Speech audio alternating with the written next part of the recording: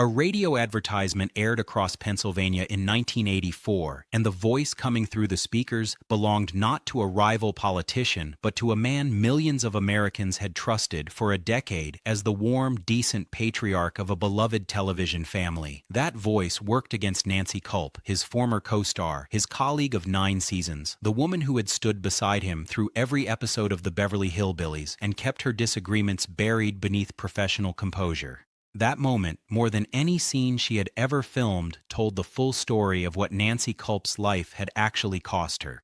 She was born in 1921 in Harrisburg, Pennsylvania, into a household that treated clarity of thought as a moral obligation. Her father worked as a federal tax officer whose job demanded exactness, and her mother taught school before becoming a principal, someone who shaped young minds and expected the same precision at home. Growing up inside that environment, Nancy absorbed early that worth was measured through competence rather than social performance. She was taller than her peers, sharper in the classroom, and increasingly aware that these qualities drew admiration in some rooms and quiet suspicion in others. Rather than softening herself to fit, she chose education as the one space where difference required no justification. At Florida State College for Women, she studied journalism, a discipline that gave her something she carried for the rest of her life. Language exists to clarify, not to please, and a single inaccurate detail can collapse everything built around it. Graduate studies in English and French at the University of Miami followed, deepening her feel for nuance, for what words could carry and what silence could contain. These were not years of comfortable certainty, but of deliberate construction, each stage adding another layer to a woman who already understood she would spend her life navigating rooms that had not been designed with her in mind. World War II pulled her out of academia in 1944 and placed her inside the United States Navy as a waves officer, handling administrative and aviation training responsibilities that demanded absolute precision and offered no margin for error. Women in that structure were expected to perform without complaint and disappear without acknowledgement, and Nancy met every standard placed before her while internalizing the lesson that competence alone would never guarantee inclusion. When the war ended and she stepped back into civilian life, that understanding stayed intact. The world does not open because you deserve entry. It cracks open, if at all, only when you can stand without needing it to. Hollywood came in the early 1950s, not as a dream she had pursued, but as a territory entered through a side door.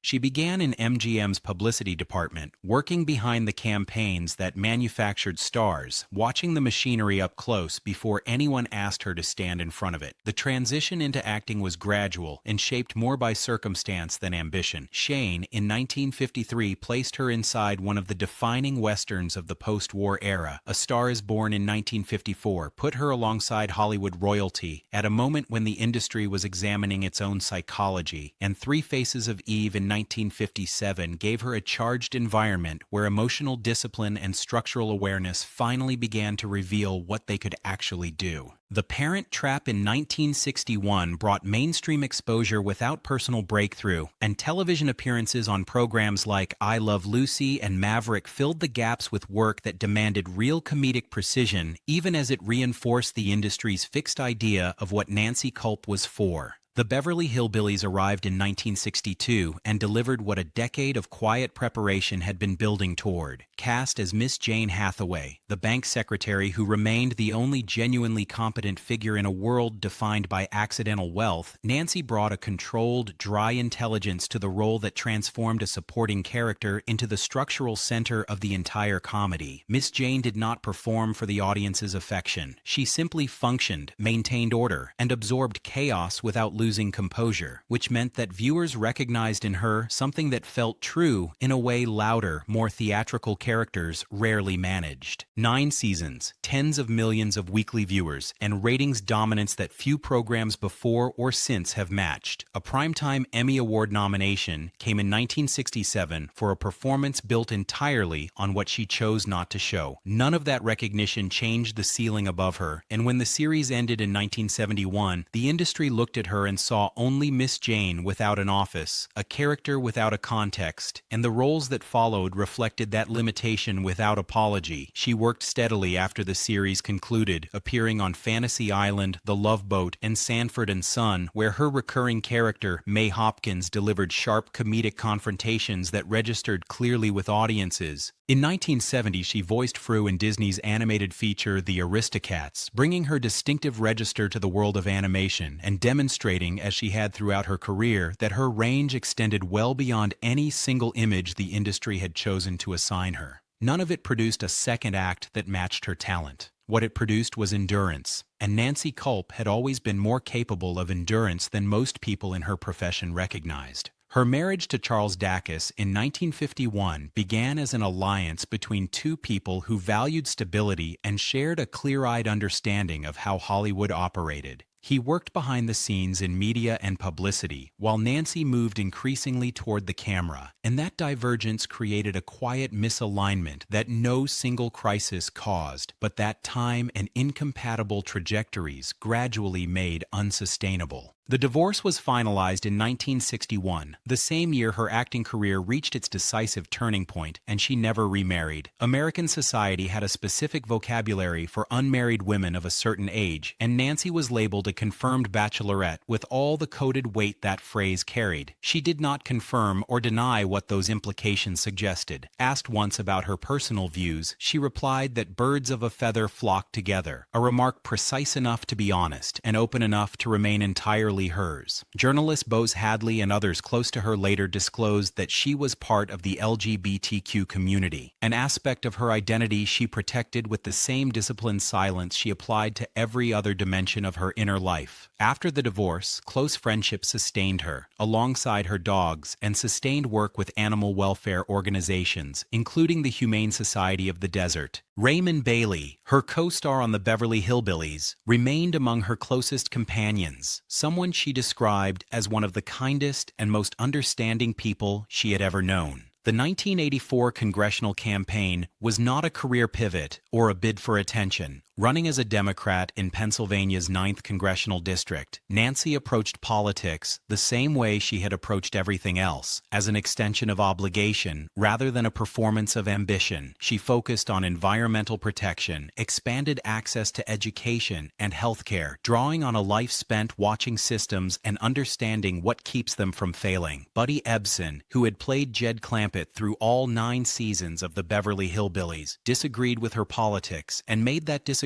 public in a way that went beyond a difference of opinion. After a campaign advertisement implied full cast support for Nancy, Ebsen recorded radio spots endorsing her Republican opponent, Bud Shuster, and broadcast them thousands of times across Pennsylvania. Nancy received approximately 59,000 votes, while Shuster secured around 117,000. After the election, she stated plainly that Ebsen's involvement was unnecessary, and that the man who recorded those advertisements was not the kind, decent Jed Clampett that television audiences had believed in for nearly a decade. Ebsen eventually offered an apology, which Nancy accepted, though the distance that had accumulated between them since their earliest professional disagreements during filming never fully closed. Cancer was diagnosed in 1990, and the years that followed were lived with the same solitary precision Nancy had always brought to difficulty. Alone in Palm Desert, California, with no children and a social circle that had contracted as her energy declined, she organized each day around medication schedules, rest, and the small tasks that still required attention. The phone calls she made in those final months carried a directness she had not always permitted herself, naming the marriage that ended early and the quiet sense of failure it left behind, the political campaign that cost more than a vote count suggested, the professional relationships she had trusted and watched